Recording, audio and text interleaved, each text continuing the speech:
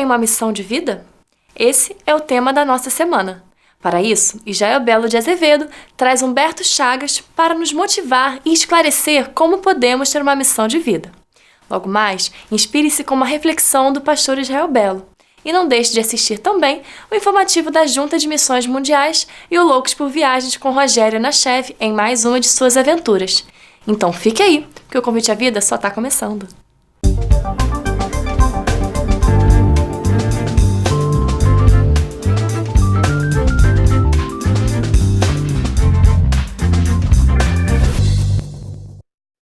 Conheça as igrejas da Convenção Batista Brasileira. São lugares acolhedores e transformadores, onde você se conecta com Deus e com uma família. Estamos de braços abertos para te receber. Entre em nosso site ou ligue pra gente. Nós esperamos você.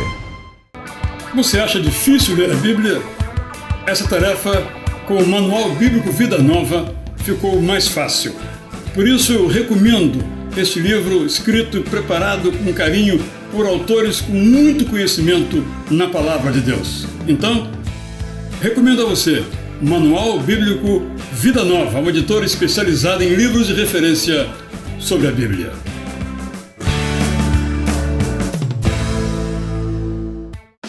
Se Deus tivesse uma geladeira, seu retrato estaria na porta. Ele lhe manda flores toda primavera e uma nova aurora a cada manhã. Sempre que você quiser conversar, ele estará pronto a ouvir. Aceite a realidade, ele é louco por você. Quando a vida está difícil, não conseguimos perceber o cuidado de Deus conosco, mas Max Lucado quer reacender essa esperança em seu coração com o livro Deus está com você. Sinta o toque e o carinho de Deus através das palavras de Max Lucado. Deus está com você. Adquira já o seu exemplar. Participe da nossa enquete respondendo a seguinte pergunta: qual é a sua missão de vida?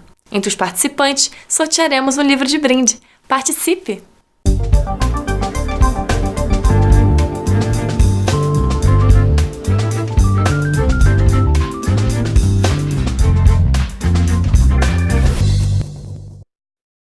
Convite à Vida com mais uma entrevista que eu sei que vai tocar no seu coração.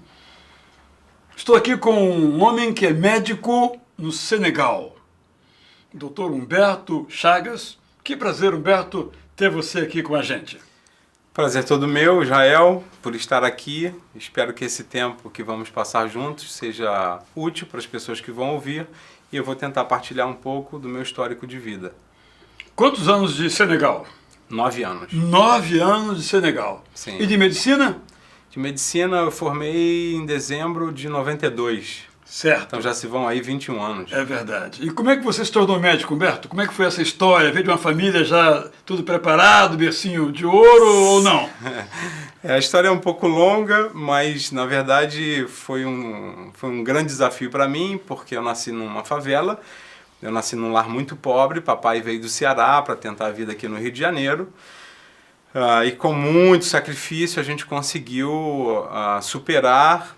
Bom, eu fiz vestibular pelo menos 3 vezes para conseguir então entrar na Universidade do Rio de Janeiro. Mas enfim, apesar da pobreza ter sido um grande obstáculo para mim, com a influência dos meus pais, com a ajuda de Deus, eu consegui chegar lá. E aí você se tornou médico em que área?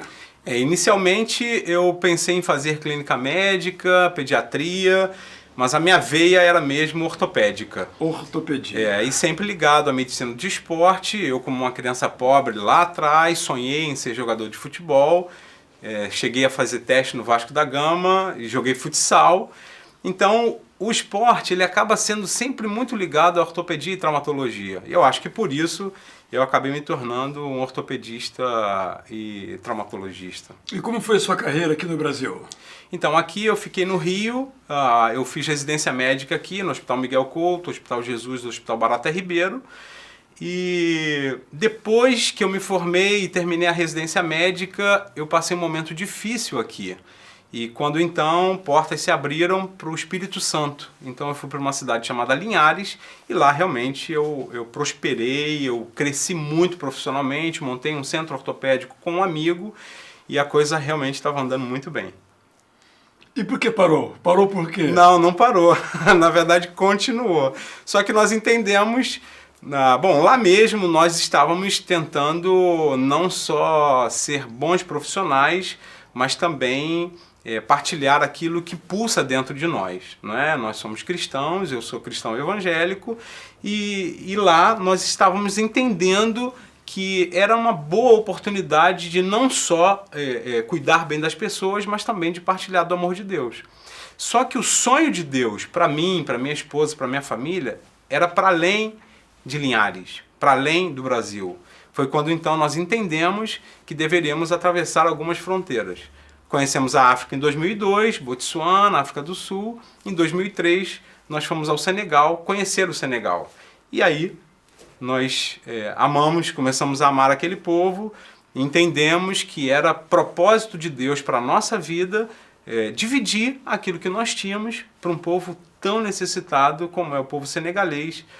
E aí fomos para lá em 2005, definitivamente. Eu imagino que os nossos telespectadores, assim como eu, saibam muito pouco sobre o Senegal. Mas antes de você falar sobre o Senegal, eu quero dizer que Linhares eu conheço mais ou menos bem, porque eu sou de São Mateus, nasci lá. Eu nasci num lugar chamado Guararema. Conheço bem. Conhece Guararema? Conheço. Acho que é a primeira pessoa que eu conheço que conhece Guararema. Eu nunca mais voltei lá. Eu fui em São Mateus muitas vezes. Então, retornando aqui ao Senegal, fala um pouquinho pra gente sobre o que é o Senegal, cultura, economia, psicologia do povo, saúde. Como é o Senegal? Então, o Senegal é um país que se localiza no oeste africano, que hoje tem aproximadamente 13 milhões de habitantes. É um país, como na região ali do oeste africano, com uma pobreza muito marcada, embora a capital Dakar ela é quase referência para o oeste africano. Então, mesmo na saúde, que também é muito precária, nós recebemos alguns médicos para alguns setores da medicina, para residência médica. Economicamente é um país que não produz muita coisa. A economia do país, por exemplo, 51% é o amendoim e importa muito, né? Então é um país que tem muita dificuldade de avançar com as próprias pernas. Existe uma ajuda considerável externa. E nós estamos nesse contexto. O contexto religioso é um país de 94% de muçulmanos e um pequeno percentual de católicos, e os evangélicos realmente é uma gama muito pequena. E nós estamos ali naquele contexto tentando ser relevantes para aquelas pessoas. Em Dakar. Em Dakar, o nosso projeto, que é o projeto Fábrica de Esperança, ele fica na periferia de Dakar. Nós moramos em Dakar, mas atuamos na periferia de Dakar, aproximadamente 15 quilômetros.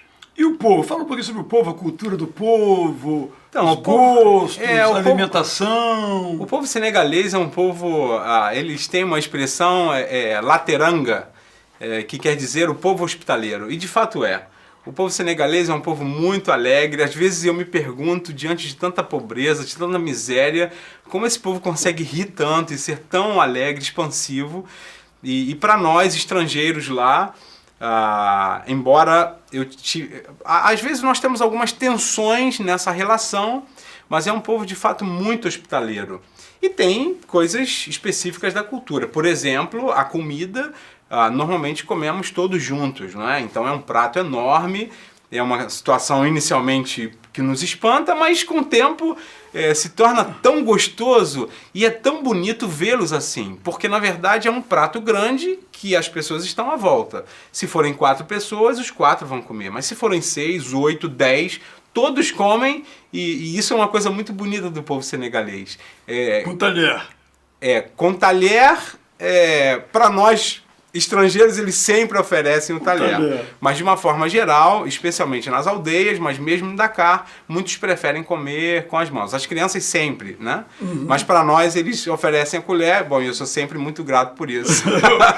Mas no começo foi difícil, não? Muito difícil, muito difícil. A adaptação cultural é sempre muito complicada. Felizmente, nós fomos muito bem treinados e formados. Fizemos um curso de 10 meses exatamente nesse preparo para poder entrar numa cultura tão diferente da nossa. O início foi muito difícil, mas hoje a gente se sente realmente bem adaptado. No Senegal, a língua oficial é o francês, muito embora a maioria das pessoas fale o dialeto principal, que é o Wolof, embora tenhamos outros dialetos. De fato, interessante, chocante, enriquece isso, não é? Mas eu quero ouvir um pouquinho mais sobre a Fábrica de Esperança. Mas isso eu espero que você fale daqui a pouco em nosso próximo bloco. Convite à Vida volta daqui a pouco com o Dr. Humberto Chagas falando sobre o que ele faz lá no Senegal, ali na Fábrica de Esperança. O que vem a ser isso? Daqui a pouco você vai saber. Convite à Vida volta já.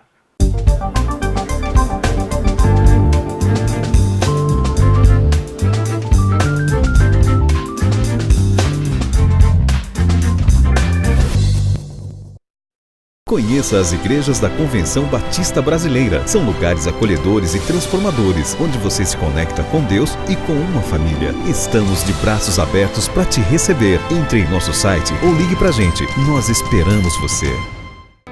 Você acha difícil ler a Bíblia? Essa tarefa, com o Manual Bíblico Vida Nova, ficou mais fácil. Por isso eu recomendo este livro escrito e preparado com carinho por autores com muito conhecimento na Palavra de Deus. Então, recomendo a você Manual Bíblico Vida Nova, uma editora especializada em livros de referência sobre a Bíblia.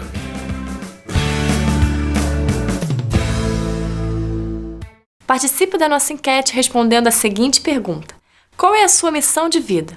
Entre os participantes, sortearemos um livro de brinde. Participe!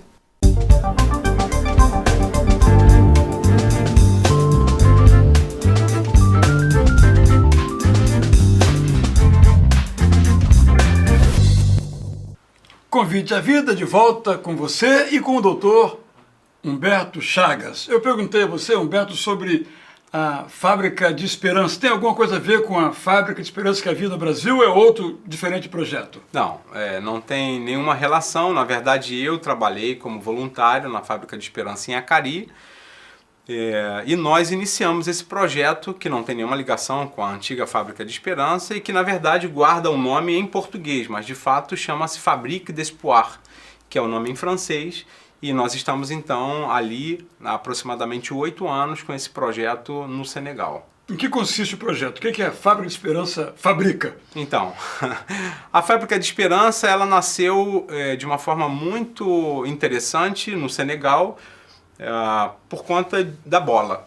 Na verdade, eu comecei a jogar futebol com as crianças e a partir dali percebemos a possibilidade de fazer uma escolinha de futebol, mas a minha veia, o meu caminho é mesmo a medicina. A minha esposa é cirurgiã dentista, foi então que nós entendemos que poderíamos montar um centro médico esportivo, Fábrica de Esperança, e foi aí que de fato o projeto ganhou força, porque na região onde nós estamos, se nós considerarmos um raio aí de 2 milhões de pessoas, a gente não tem esse tipo de serviço.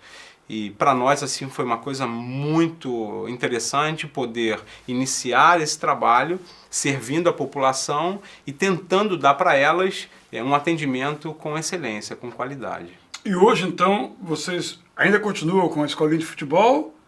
Sim, então, a fábrica hoje ela tem 3 braços. Sim. Nós temos uma escolinha de futebol, temos o centro médico esportivo, que eu digo sempre que é o carro-chefe, que é ali que a gente dispensa mais tempo e energia, e temos também uma escola pré-escolar. Em termos de volume, quantas crianças passam por ano aí pela escolinha?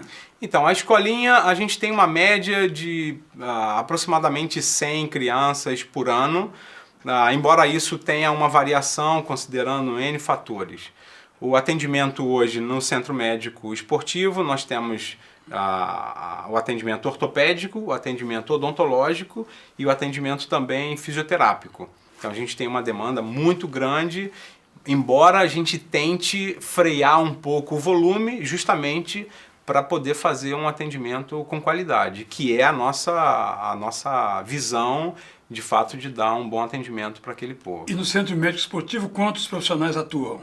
Então, eu sou ortopedista, A minha esposa é dentista, nós temos a Irenita, que é uma brasileira, fisioterapeuta, mas como todo bom projeto, nós estamos tentando formar as pessoas do local. Então existe um enfermeiro, o enfermeiro pode atender como médico lá, tem um enfermeiro que eu estou treinando, e eu tenho um amigo pessoal, ortopedista, senegalês, também cristão, e que nos ajuda um pouco no projeto. Interessante que, pensando nessa substituição, nós temos um rapaz que chama-se Raimundo. O Raimundo fez 2 anos de medicina em Guiné-Bissau. Ele é diabético insulino dependente e quase morreu e foi parar no Senegal. Nós nos conhecemos, ele parou a medicina. E ali eu percebi, também talvez pela minha história de pobreza, que eu deveria ajudar o Raimundo para poder avançar no estudo, porque ele queria muito ser um médico. Tentei de tudo no Senegal para que ele fosse médico, que fizesse, por exemplo, odontologia, fisioterapia, e as portas todas fechadas. E Deus então abriu uma porta aqui no Rio de Janeiro. O Raimundo veio para cá, está terminando a faculdade São José, e se forma agora dia 15 de agosto, exatamente com o objetivo de voltar para o Senegal e dar continuidade no projeto que nós iniciamos. Como fisioterapeuta ou Não, é cirurgião dentista. Ele está sim. fazendo odontologia na faculdade São José. E um nosso telespectador que está aqui conosco agora, médico, fisioterapeuta, dentista, quiser passar um tempo lá no Centro Médico Esportivo, tem chance? Sim, isso é perfeitamente possível. O que eu tenho sempre tentado estimular as pessoas, especialmente os profissionais, para além do que fazemos lá, é que nós podemos fazer onde nós estamos. Então, esse profissional, seja médico, fisioterapeuta, ele pode dividir um pouco aquilo que ele tem onde ele está. Mas é óbvio que, tanto lá quanto em outros lugares, em situações que pessoas têm mais dificuldade de acesso a esses profissionais, é sempre interessante ter esses profissionais atuando à distância. Né?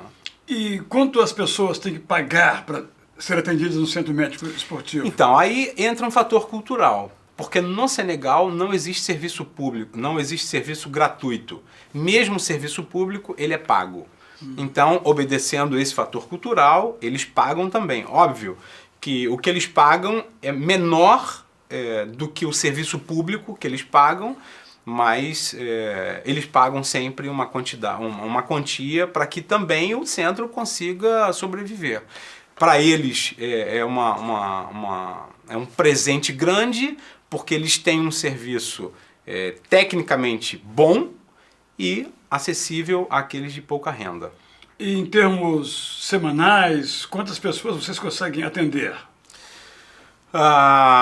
Em torno de 100 pessoas, mais ou menos, considerando a ortopedia, a odontologia e também a fisioterapia, 150 pessoas aproximadamente. E deve ter fila para entrar, né? Sim, tem fila, mas como eu disse, a gente estabelece um limite, porque o nosso interesse não é encher a fábrica para que as pessoas sejam atendidas rapidamente.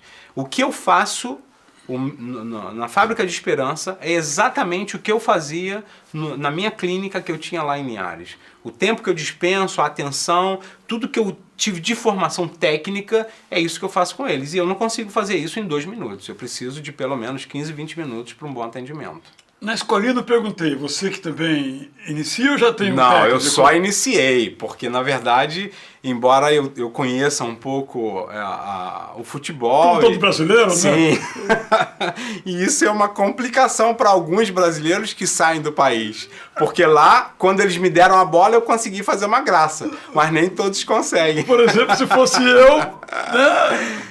Mas na verdade eu comecei a escolinha e logo depois nós...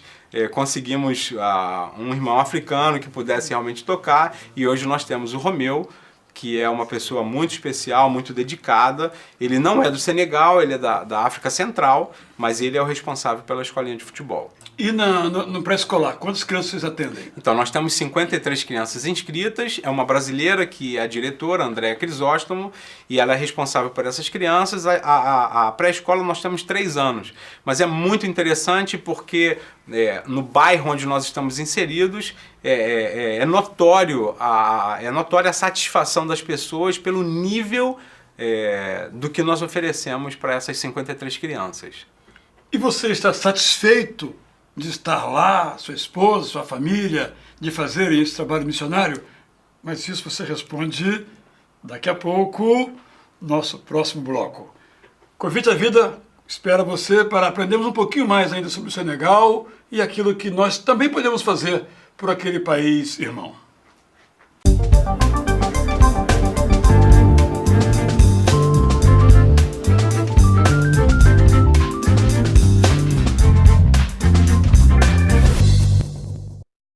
Conheça as igrejas da Convenção Batista Brasileira. São lugares acolhedores e transformadores, onde você se conecta com Deus e com uma família. Estamos de braços abertos para te receber. Entre em nosso site ou ligue pra gente. Nós esperamos você.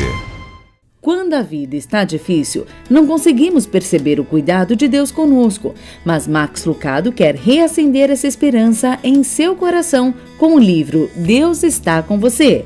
Sinta o toque e o carinho de Deus através das palavras de Max Lucado. Deus está com você. Adquira já o seu exemplar. Participe da nossa enquete respondendo a seguinte pergunta: qual é a sua missão de vida? Entre os participantes, sortearemos um livro de brinde. Participe!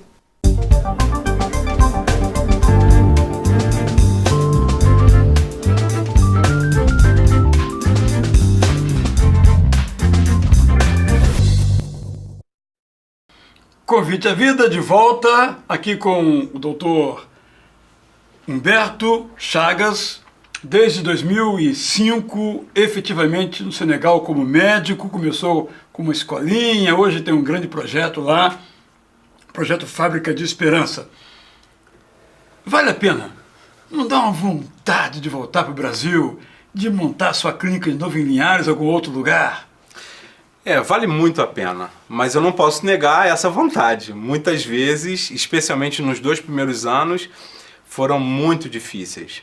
A adaptação cultural na língua e ser aceito como médico ortopedista não foi muito fácil.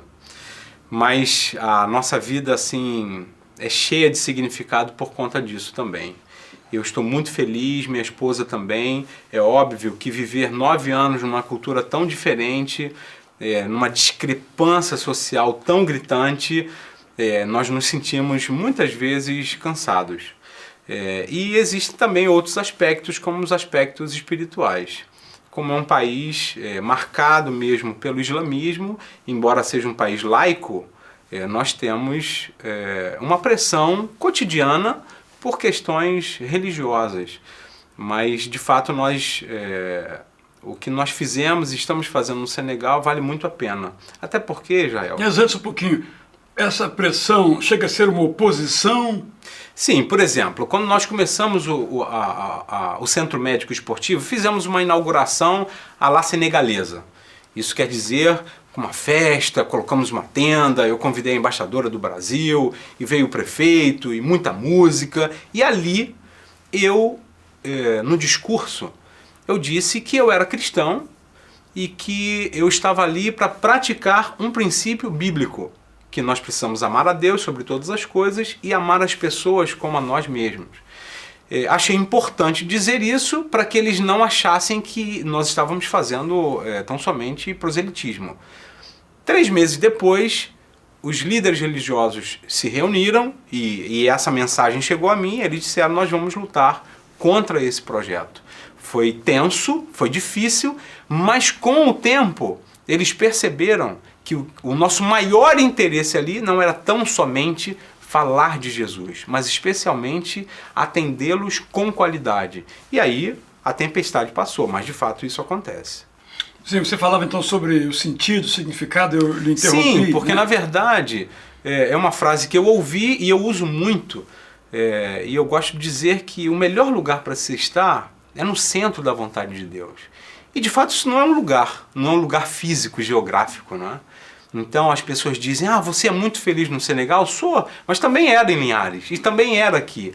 Porque na verdade essa felicidade, essa realização não tem só a ver com a profissão e com aquilo que nós temos, mas especialmente com aquilo que nós somos. E Deus é tudo para mim, Ele é a fonte da minha vida.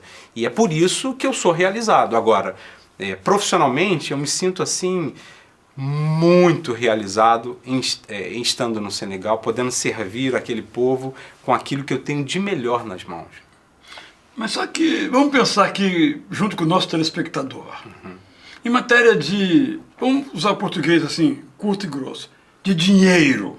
Você deixou uma situação em que você tinha dinheiro, você ganhava dinheiro com a sua profissão. Agora, você ganha algum dinheiro para se sustentar, mas você não ganha dinheiro, não tem nem comparação. Como é que você lida com isso? De fato eu não ganho dinheiro. Atualmente eu ganho para viver. E vivo bem, tranquilo. Assim, não tenho o que tinha, não faço o que fazia, mas eu sou sustentado pela Junta de Missões Mundiais. Então, nós temos hoje esse suporte dos batistas brasileiros e que nos dão a condição mínima de estar vivendo no Senegal. De fato, as pessoas me perguntam muito isso, assim, você deixou tudo? Não, eu não deixei tudo, foi uma opção minha face a um chamado de Deus. Eu só fui para o Senegal porque eu entendi que Deus queria que eu fosse para lá. E como o meu maior interesse é estar com Ele, Deus não foi mal para mim, Ele continua sendo bom, e mesmo essa questão financeira, embora eu tenha dado uma boa caída, mas a gente caminha bem. Sobre chamado, você usou essa palavra chamado. Eu fico pensando aqui no nosso telespectador, como é isso, chamado? Humberto, foi chamado? Explica esse negócio de chamado. É difícil de explicar. De fato, todos nós fomos chamados. O princípio bíblico para os cristãos é que todos nós fomos chamados a testemunhar. Então esse é um chamado que ninguém pode estar fora. Se a pessoa se identifica como cristã, ela já recebeu um chamado. Porém, biblicamente também nós entendemos que existem chamados específicos, como aconteceu, por exemplo, com Paulo e Barnabé na igreja de Antioquia. E eu, de fato, recebi um chamado. Eu estava num acampamento, eu tinha 15 anos, no acampamento de embaixadores do rei no Sítio Sossego.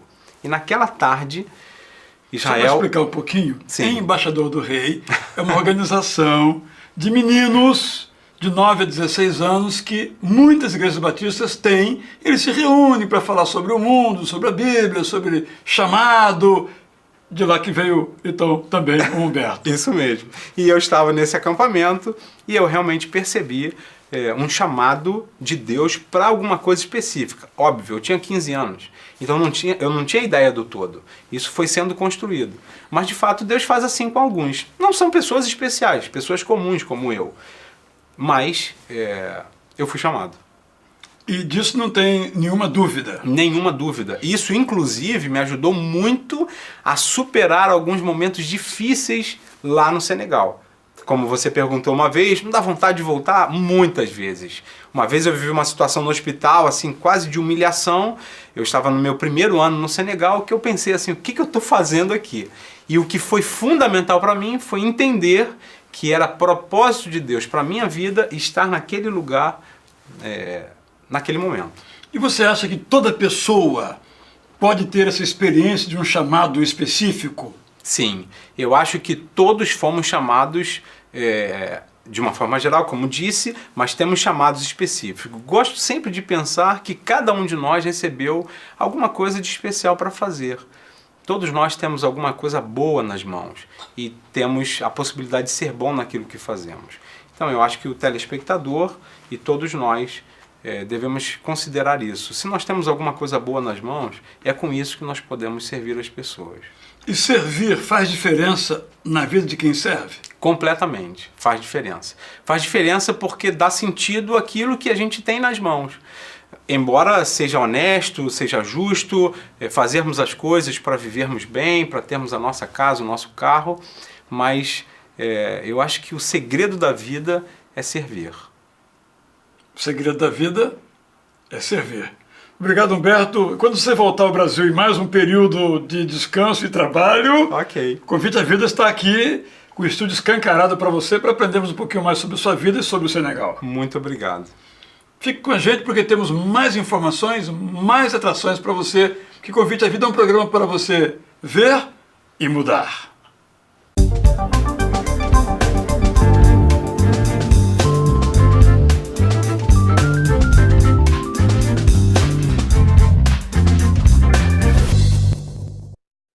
Conheça as igrejas da Convenção Batista Brasileira. São lugares acolhedores e transformadores, onde você se conecta com Deus e com uma família. Estamos de braços abertos para te receber. Entre em nosso site ou ligue pra gente. Nós esperamos você. Você acha difícil ler a Bíblia? Essa tarefa, com o Manual Bíblico Vida Nova, ficou mais fácil. Por isso eu recomendo este livro escrito e preparado com carinho por autores com muito conhecimento na Palavra de Deus. Então, recomendo a você Manual Bíblico Vida Nova, uma editora especializada em livros de referência sobre a Bíblia.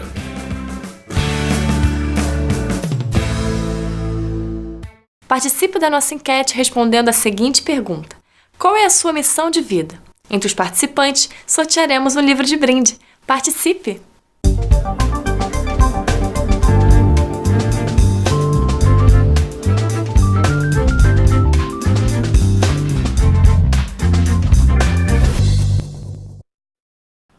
Jesus usa os nossos recursos. Nos evangelhos encontramos duas narrativas sobre Jesus multiplicando pães e peixes. E chama-nos a atenção o fato de que ele usou os pães e os peixes de meninos que estavam ali e levavam o seu lanche, podemos dizer assim. O que aprendemos nesta história? Nessas histórias da verdade, nós aprendemos sobre compaixão. Compaixão é ajudar o outro. E nós ajudamos o outro quando temos compaixão. De quem era o problema da multidão sem comida? Não era de Jesus, mas ele tornou aquele problema como sendo o seu problema e foi resolvê-lo. Nós ajudamos quando temos compaixão. Jesus nos ensina a ter compaixão na prática. E nós precisamos de compaixão, porque o mundo em que nós vivemos está mais para a indiferença do que pelo interesse pelo outro. O mundo em que nós vivemos está mais para o hedonismo, isto é, para o prazer, do que para a solidariedade. Nós não podemos sucumbir. Sucumbimos quando deixamos de ser homens e mulheres movidos pela compaixão. A nossa religião tem que ser a religião dos que praticam o amor, ou senão não valerá para nada. Compaixão é o substantivo que deve ser a marca de cada um de nós. E o hedonista, o que só pensa em si, jamais tem compaixão. Tem compaixão aquela que acha que o problema do outro é o seu. Aquele que entende que não importam as condições que geraram as dificuldades, uma pessoa em necessidade deve ser atendida, deve ser socorrida. Isso se faz quando há compaixão. Quando Jesus multiplicou aqueles pães, sabia que não era a solução dos problemas. A fome não ia desaparecer, voltaria. Mas naquele momento, ele decidiu, por compaixão, pôr fim à fome, saciando a fome daquelas pessoas. Naquele lugar, naquele tempo, era o que ele queria fazer, era o que ele devia fazer, e foi o que ele fez. Ele não se conformou com a fome, mas ele fez tudo o que estava ao seu alcance para saciar aquela fome. É isso que temos que entender, e temos tantos exemplos, como o grande Albert Schweitzer, como Madre Teresa de Calcutá, que colocam em prática os ensinos de Jesus. Mesmo que não tenham posto com seus gestos fim à miséria, eles atenderam aqueles que puderam nos seus contextos para que tivessem vidas mais dignas, com mais sentido às suas próprias existências. Por exemplo, Philip Yancey conta a história de um médico extraordinário chamado Paul Brand. Ele era alguém com grande formação médica, mas decidiu deixar o seu país, no caso, os Estados Unidos, para viver vários anos na Índia, cuidando com pessoas que sofriam de hanseníase. Ele salvou muitas vidas da morte, movido pela compaixão. Tem compaixão aquela que sabe que os seus problemas não são maiores ou mais importantes do que os problemas dos outros. Jesus também tinha os seus problemas, mas ele não tomou as suas dificuldades, o seu cansaço, como uma razão para mandar o povo embora com fome. Porque a solidariedade tem a ver com compaixão. Talvez não precise de tempo disponível, de dinheiro sobrando, mas precise cada um de nós de ter compaixão para começar então a perceber o outro. Tem compaixão aquela que percebe que o pouco que tem, somado com o pouco de outras pessoas, pode mudar as coisas. Foi isso que Jesus nos ensinou nessa história e ele fez. Ele mostrou aos seus discípulos e a nós o que é possível se fazer com uns pãezinhos e uns peixinhos. Há algumas organizações no mundo como Habitat for Humanity ou Teto, mas aqui no contexto latino-americano, que apoia famílias na construção de suas casas ao redor do mundo. É claro que não vão suprir o déficit de moradias no mundo, mas milhares de famílias são atendidas e têm agora onde morar com dignidade. A Visão Mundial, por exemplo, atende a milhões de crianças no mundo. É claro que não resolve o problema das crianças no mundo. Mas, no caso específico da Visão Mundial, só no Brasil, 70 mil famílias são atendidas para ter uma vida mais digna.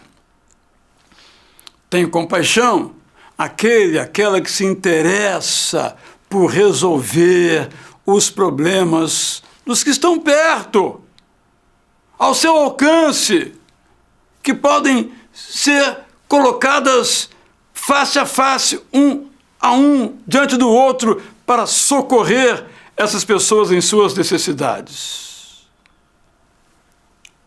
Tem compaixão quem não é insensível diante dos problemas dos outros, sejam problemas próximos ou distantes, seja na África longínqua ou na África aqui perto da nossa casa.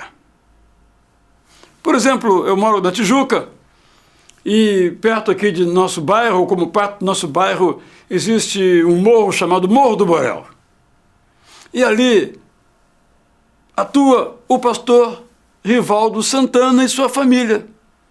Está ali há vários anos. Ele é respeitado por todos. Ele prega o Evangelho de Jesus. Ele alimenta as crianças. Ele educa as crianças. Ali ele apoia quem quer deixar o tráfico. Ele não tem muito. Ele vive de ofertas.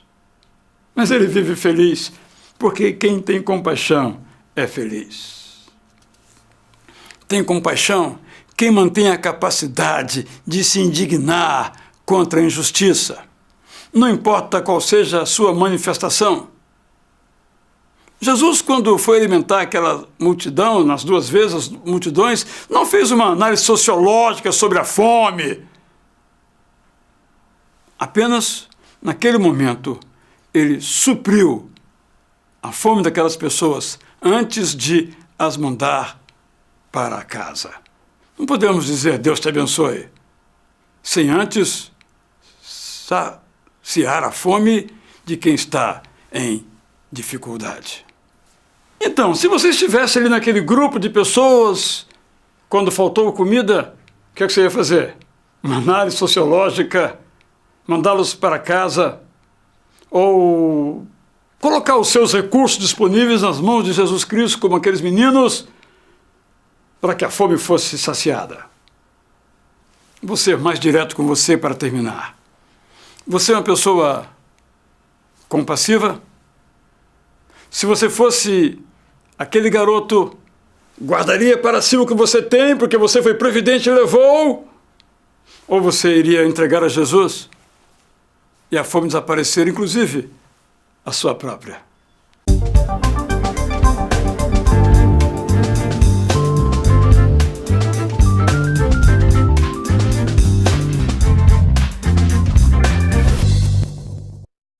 Conheça as igrejas da Convenção Batista Brasileira. São lugares acolhedores e transformadores, onde você se conecta com Deus e com uma família. Estamos de braços abertos para te receber. Entre em nosso site ou ligue pra gente. Nós esperamos você.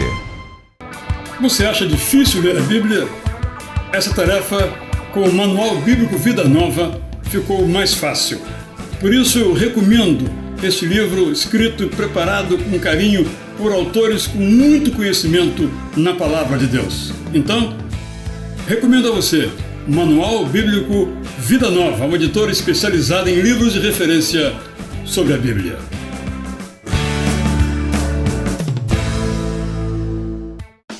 Se Deus tivesse uma geladeira, seu retrato estaria na porta. Ele lhe manda flores toda primavera e uma nova aurora a cada manhã. Sempre que você quiser conversar, ele estará pronto a ouvir. Aceite a realidade, ele é louco por você. Quando a vida está difícil, não conseguimos perceber o cuidado de Deus conosco, mas Max Lucado quer reacender essa esperança em seu coração com o livro Deus está com você. Sinta o toque e o carinho de Deus através das palavras de Max Lucado. Deus está com você. Adquira já o seu exemplar. Participe da nossa enquete respondendo a seguinte pergunta: qual é a sua missão de vida? Entre os participantes, sortearemos um livro de brinde. Participe!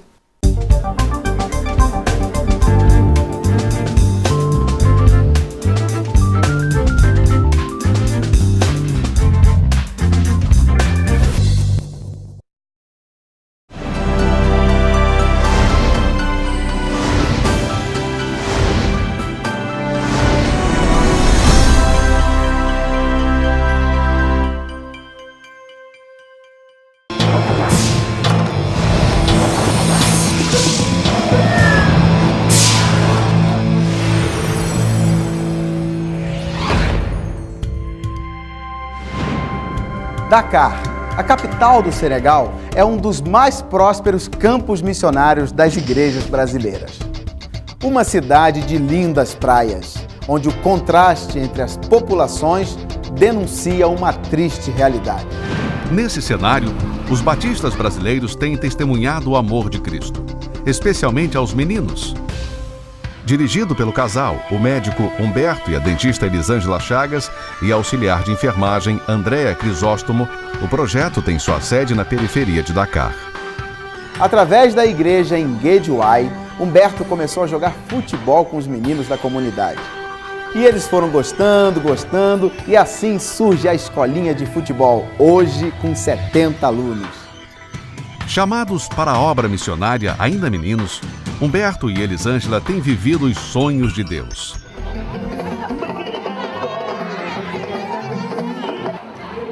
Os primeiros dias no Senegal foram muito difíceis para mim. Eu olhava para as ruas, para as pessoas, para o trânsito, para a poeira, e eu não me via aqui. E eu falei para Deus: Senhor, aqui eu não aguento. Mas depois do quinto, sexto dia, eu comecei a entender de Deus e que aqui era o nosso lugar. Os apelos para que o casal ficasse no Brasil eram grandes. Havia sucesso, uma carreira bem-sucedida, mas a voz de Deus fez toda a diferença. Meu sócio dizia: Humberto, tudo que a gente quer como profissional é chegar onde a gente chegou.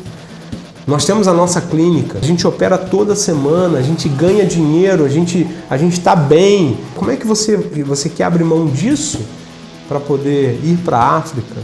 Mas é voz de Deus. E para a gente não teve dúvida. Em abril de 2005, o casal finalmente chegou ao campo. A imersão cultural, o aprendizado da língua, a adaptação profissional, nada era fácil. O carro-chefe da Fábrica de Esperança é a saúde. É a saúde porque eu tenho a minha formação em ortopedia e traumatologia e a Elis é uma cirurgiã dentista. E são profissões muito raras aqui, especialmente para as pessoas que não têm condições, que é a grande maioria. Eles têm muita doença gengival, a doença vai tomando conta até soltar o dente assim, com a mão, eles tiram o dente com a mão de tanta doença. E sem contar a cárie mesmo, que toma conta assim de um jeito louco. Depois de participar do projeto Radical Voluntário Sem Fronteiras no Níger, Andréa Crisóstomo tem visto milagres acontecer no Senegal. Infelizmente, na área de saúde ou naquilo que é social, mais econômico, o tratamento que as pessoas recebem não costuma ser um bom tratamento, poderíamos dizer assim. E aqui a gente oferece o melhor, apesar de ser um projeto social. Mas o que tem impactado as pessoas aqui é a forma como elas são tratadas. Não é interessante como Deus usa médico, enfermeira, dentista, professor, treinador de futebol? Pessoas simples como eu e você. O que elas têm de especial é a obediência. Ouça o apelo da missionária.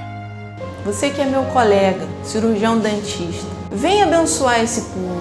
Usa aquilo que Deus te deu para a glória do nome dele.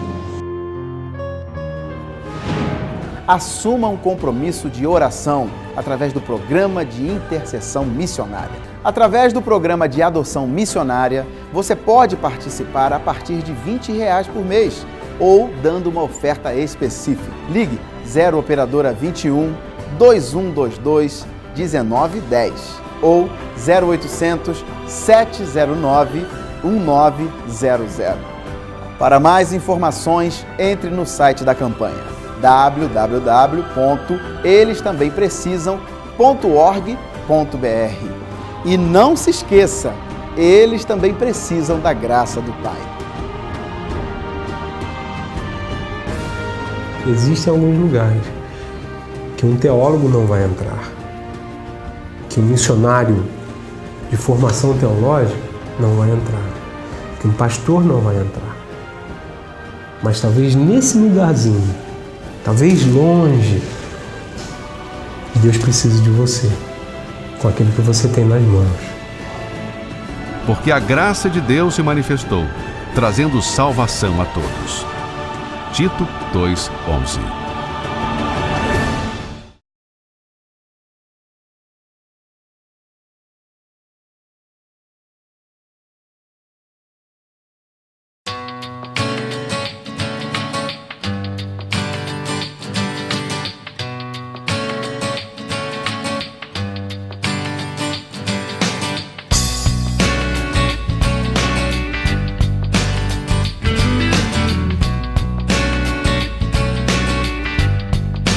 E hoje eu estou visitando um dos lugares que eu mais gosto aqui na Galileia, que é a cidade de Cafarnaum.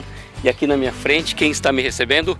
Pedro, um dos discípulos de Jesus, que morava aqui na cidade e que era pescador. A gente percebe isso logo aqui aos seus pés, um grande peixe. E Pedro ainda segura nas suas mãos mais dois objetos. Na sua mão direita, ele tem duas chaves, que se refere àquele texto de Mateus, capítulo 16, versículo 19, onde Jesus diz a ele: Pedro, eu te darei as chaves do reino dos céus. Na mão esquerda, ele tem um cajado, onde um outro texto de João capítulo 21, versículo 16, diz: Pedro, apacenta as minhas ovelhas. Antes de conhecer Cafarnaum, vamos entender onde ela está localizada.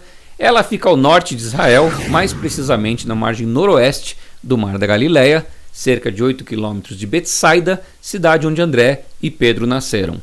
8 quilômetros de Corazim e 7 quilômetros de Genezaré. Uma outra cidade importante da região, que é Tiberíades, fica a 16 quilômetros. Está localizada a cerca de 170 quilômetros de uma das cidades mais conhecidas de Israel, que é Jerusalém.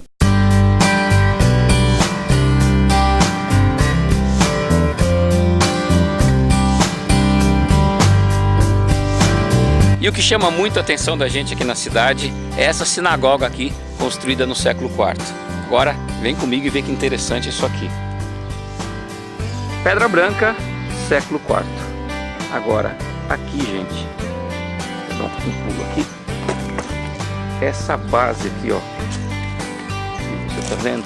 Essas pedras pretas aqui, base da sinagoga do primeiro século, base da sinagoga da época de Jesus.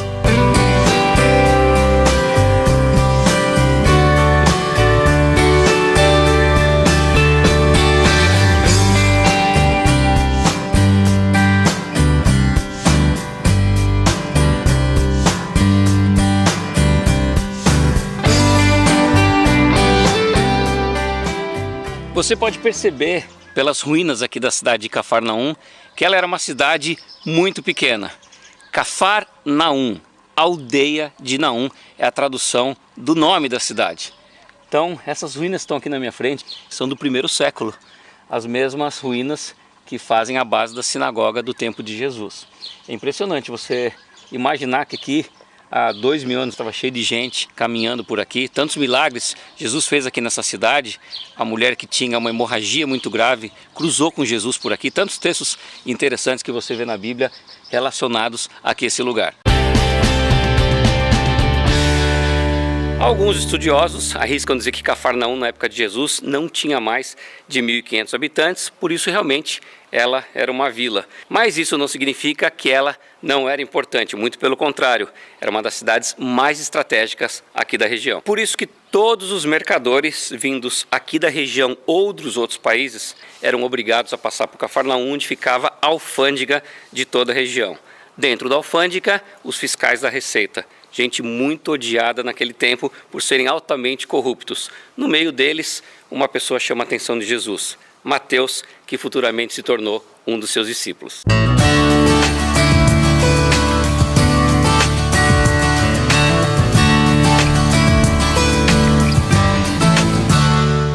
O que é muito interessante numa viagem como essa é você pegar um texto bíblico e torná-lo uma imagem colorida para você. É o que eu vou fazer agora. Imagina comigo Jesus e seus discípulos saindo aqui da sinagoga e caminhando em direção à casa de Pedro. Eles vinham andando por aqui tranquilamente, com certeza conheciam as pessoas que moravam por aqui. Existe um costume na religião judaica daquele tempo de que as pessoas, quando saíam na sinagoga, iam comer na casa de algum conhecido. E aqui Jesus, Pedro e os discípulos estão fazendo, chegando aqui até onde a tradição diz que é a casa de Pedro. Você pode perceber, é uma distância muito próxima. O mar está logo ali na frente. Aqui é a casa de Pedro, né, que era um pescador, e a sinagoga bem aqui na frente. Essas ruínas que você vê por aqui, primeiro aquela lá de dentro, arredondada, é a base de uma Domus Ecclesia. Essa outra parte aqui, essa maior em forma octagonal, já é a base da igreja bizantina, onde a tradição nos diz que é a casa de Pedro. Algo que é bem possível, já que no segundo século encontraram inscrições cristãs dentro de algumas pedras aqui nesse local. Nas escavações que ocorreram de 1905 a 1926, encontraram aqui artefatos, materiais de pesca e um recipiente onde se guardavam peixes, além de uma das principais coisas que acontecem aqui no Oriente Médio, que é a tradição oral. Imagina só, você numa cidade do interior do Brasil, chega para uma pessoa e pergunta: por gentileza, você sabe onde fica a rua Dr. Paulo de Carvalho, número 55? Com certeza a maioria das pessoas não tem a mínima ideia, mas se você falar onde é a casa do Zé, o marceneiro, ou do Paulo, o encanador, aí as pessoas sabem te direcionar exatamente para o lugar. A mesma coisa acontecia por aqui. Durante muitos anos as pessoas perguntavam: onde fica a casa de Pedro Pescador? A casa de Pedro Pescador fica exatamente aqui nesse lugar. Isso é o que nós chamamos de tradição oral. Jesus sai da sinagoga, chega com Pedro aqui e encontra a sogra de Pedro enferma, com uma grande febre. Jesus vem e cura a sogra dele dessa enfermidade. Como eu já disse e gosto de dizer, mais uma página saindo da Bíblia e se transformando numa imagem colorida para você.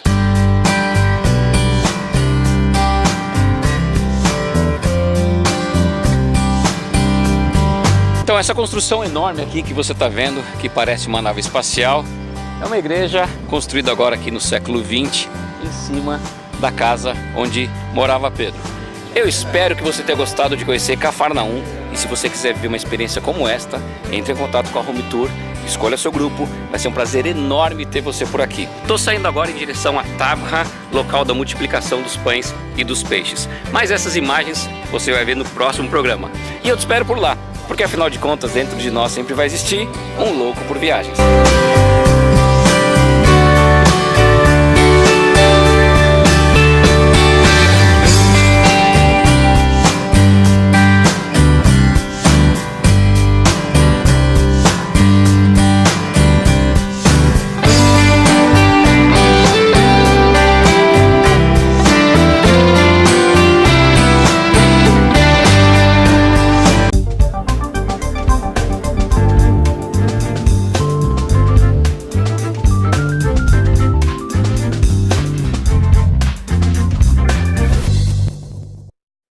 Conheça as igrejas da Convenção Batista Brasileira. São lugares acolhedores e transformadores, onde você se conecta com Deus e com uma família. Estamos de braços abertos para te receber. Entre em nosso site ou ligue pra gente. Nós esperamos você.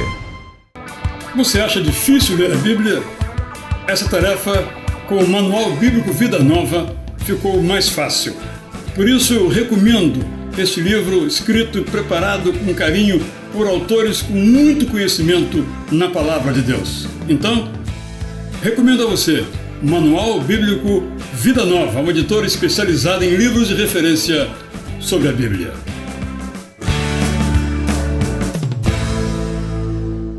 Participe da nossa enquete respondendo a seguinte pergunta: qual é a sua missão de vida? Entre os participantes, sortearemos um livro de brinde. Participe!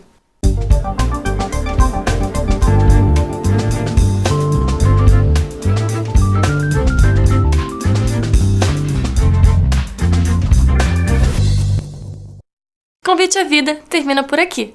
Mas se você gostou desse programa e deseja compartilhar ou assisti-lo novamente, acesse www.conviteavida.org.br e até semana que vem com muitas outras novidades.